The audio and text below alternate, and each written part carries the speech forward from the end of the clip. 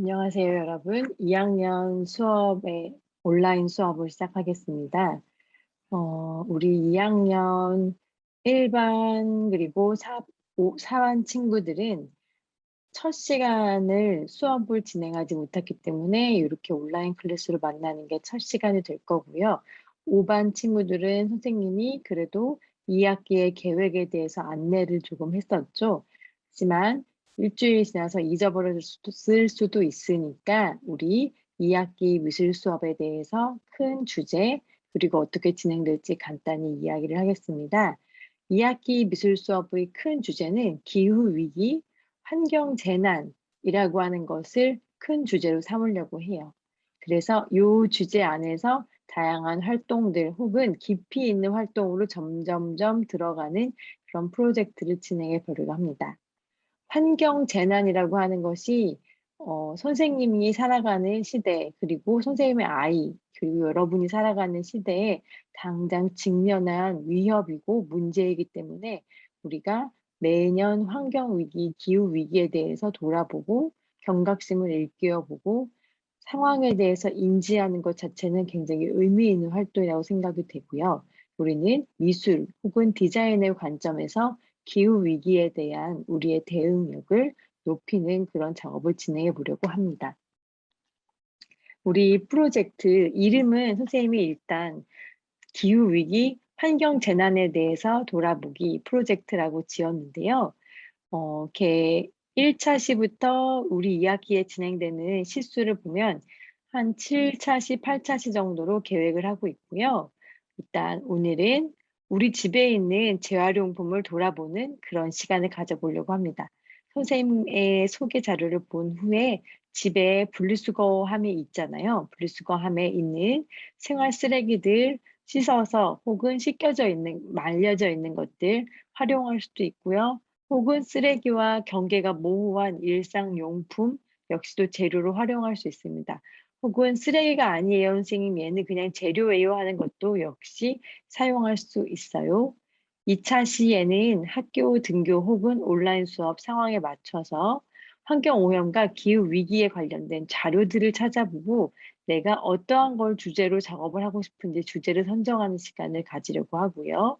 3차 시부터 이어지는 쭉 차 시에는 내 아이의 주제를 가지고 기후위기에 대한 대응 캠페인 자료를 만들거나 혹은 나의 노력에 대해서 환경위기에 대해서 대응하는, 달리하는 나의 노력을 기록하는 그런 프로젝트를 진행하거나 각자의 계획에 맞추어서 작업을 진행하고 마지막 7차 시에는 제작 과정을 기록하고 이것을 프레젠테이션 하는 그런 시간을 가져보려고 합니다. 평가에 대해서 다시 한번 안내를 하면 100점 만점의 수행평가이고요.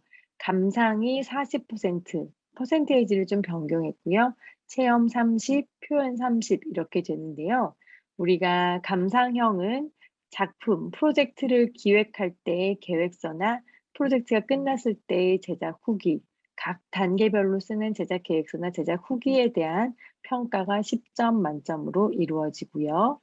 그리고 작품 감상 보고서라고 하는 것은 우리와 맥락을 같이 하는 재활용품을 활용한 예술 작품 이런 것들에 대해서 자료를 조사하고 조사한 자료를 바탕으로 감상문을 작성하면 그걸로 평가를 진행해 보려고 합니다. 그리고 표현 활동은 우리가 만든 프로젝트의 결과물의 완성도, 다양한 재료의 적절한 활용, 그리고 뚜렷한 주제의식을 갖고 있는지 여부를 기준으로 30점 만점으로 평가를 진행을 하고요. 체험 영역 30점은 이 프로젝트를 진행하기 위해서 시작할 때 하는 스케치나 아이디어 구상의 과정들, 그것, 그리고 선생님이 여러분과 수업을 진행하면서 온라인으로, 오프라인으로 여러분들의 작업을 쭉 관찰할 건데 매 차시, 3차시, 4차시, 5주차, 6주차 시간이 지날수록 작업이 점점점 발전해 갔는지 매 차시에 참여를 하고 작품을 만들기 위해서 고민했는지 여부를 평가하겠다는 이야기예요. 10점 만점이고요. 그리고 패들렛에 올려놓은 게시물들 10점 만점으로 평가할 것입니다. 요 점수가 합쳐져서 30점 체험 점수가 이루어지게 됩니다. 미제출 시의 점수 이렇게 밑에 적어 놓았어요. 자, 우리가 예술가의 작품을 하나씩 2명의 예술가 정도로 보려고 하는데요. 지금 보는 윤정미라고 하는 작가는 정크, 그 쓰레기를 활용한 작품을 만들진 않았어요. 하지만 이 작가는 여자아이와 남자아이들의 색깔에 대한 선호도, 이걸 기준으로 작품을 이렇게 사진 촬영을 했는데요. 이 작가의 작품에서 우리가 눈여겨볼 것은 일단 생활용품을 재료로 활용했다라고 하는 것. 생활용품이자 재활용품의 경계가 모호할 수도 있지만, 그리고 그것들을 나열했다는 것, 그리고 색깔이라고 하는 어떠한 기준을 바탕으로 나열을 했다라고 하는 것. 이 점을 조금 염두에 둘 수 있을 것 같아요. 이거는 이 작가, 윤정미라는 작가가 이 아이의 집에 있는 핑크 색감 계열의 물건들을 쭉 꺼내 놓게 하고 배치한 후에 아이와 함께 사진을 찍는 그런 프로젝트의 작업이었어요. 그런데 국적을 달리해서도 비슷하게 이렇게 색깔의 경향성이 나타낸다라고 하는 것을 발견을 하고 보여주려는 것 같아요. 남자아이의 경우에 이렇게 블루 색감이 많이 있다라고 하는 것도 보여주고 있죠. 그런데 작가의 작품이 더 나아가서 시간이 지났을 때 색깔의 선호도가 어떻게 달라지는지, 그거에 대한 이후 후속 작업들을 진행을 했더라고요.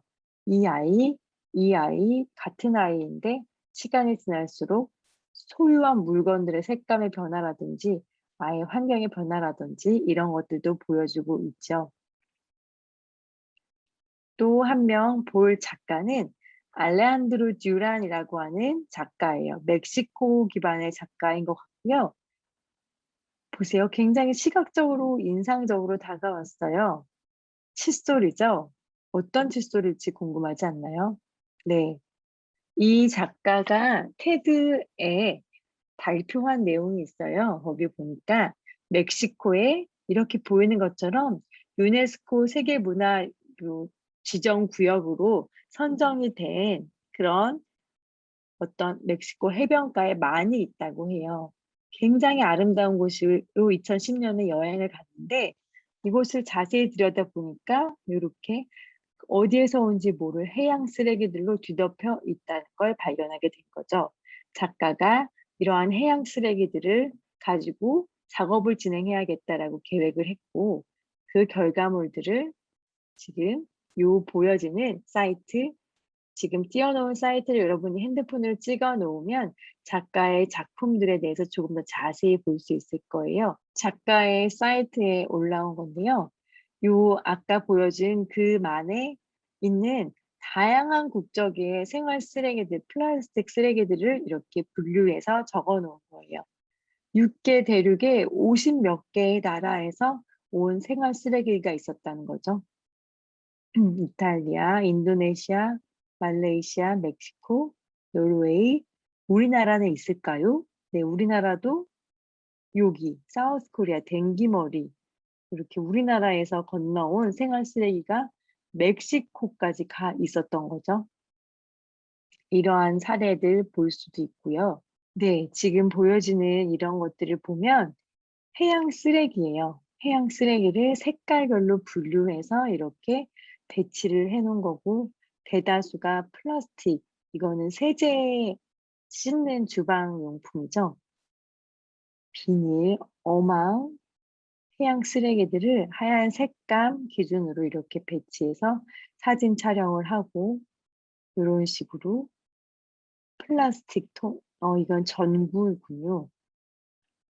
형광등, 파란 하늘과 파란 파도가 있는 바다에 파란색 쓰레기를 배치하거나 이러한 형식을 작가가 취한 걸 볼 수 있습니다.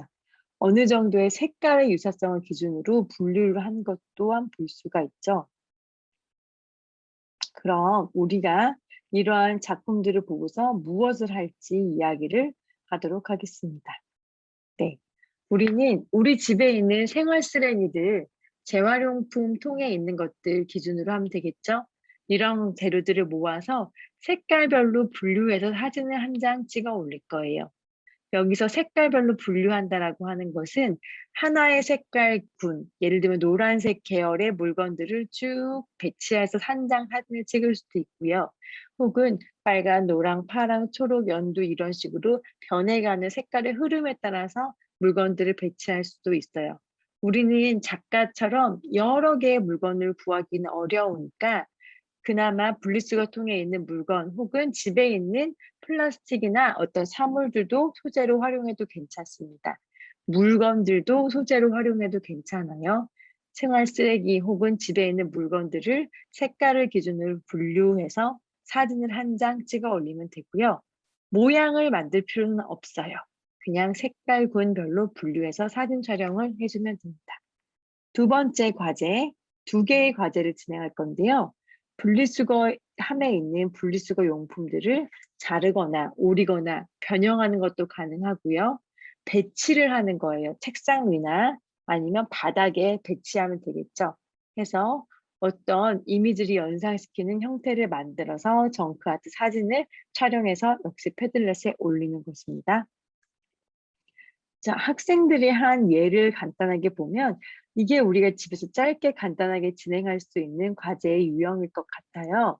우리 집에는 글루건도 없고 양면 테이프 같은 것도 없는 경우가 많기 때문에 정크 아트라고 하는 주제를 주었지만 생활 쓰레기 혹은 어떤 사물 이걸 보고서 화면에 배치했을 때 연상되는 주변 환경을 이렇게 그림으로 표현하는 작품도 오케이예요. 종이 위에 물건을 두세 개 배치하고 그 물건들에서 연상되는 상황을 다른 소재 재료를 활용해서 이렇게 연결짓거나 펜으로 그려서 표현을 하거나 이런 것도 가능하고요. 이러한 식으로 물건들을 조합해서 사진을 찍고 연출되는 상황을 주변에 그려 넣는 것 또한 가능합니다. 이러한 배치된 것들을 예시로 학생들이 한 작품을 보여줄 수 있고요. 이렇게 오른쪽에 있는 것처럼 진행하는 건 학교에서 와 가지고 작업을 하고 오랜 시간을 들여서 작업해야지만 이렇게 결과물이 나올 것 같아요. 여러분들에게 선생님이 요구하는 거는 일종의 이런 평면과 비슷한 작업이 더 맞습니다.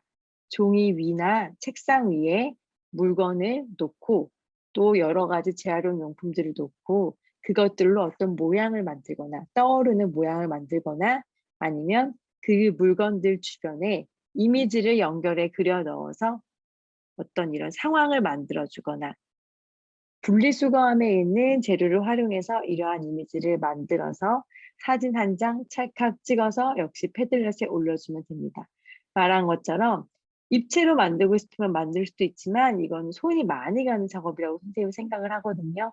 가급적이면 이렇게 평면을 화면 위에 배치해서 사진을 촬영하고 다시 없앨 수 있는 이런 작품으로 진행하면 좋을 것 같고요.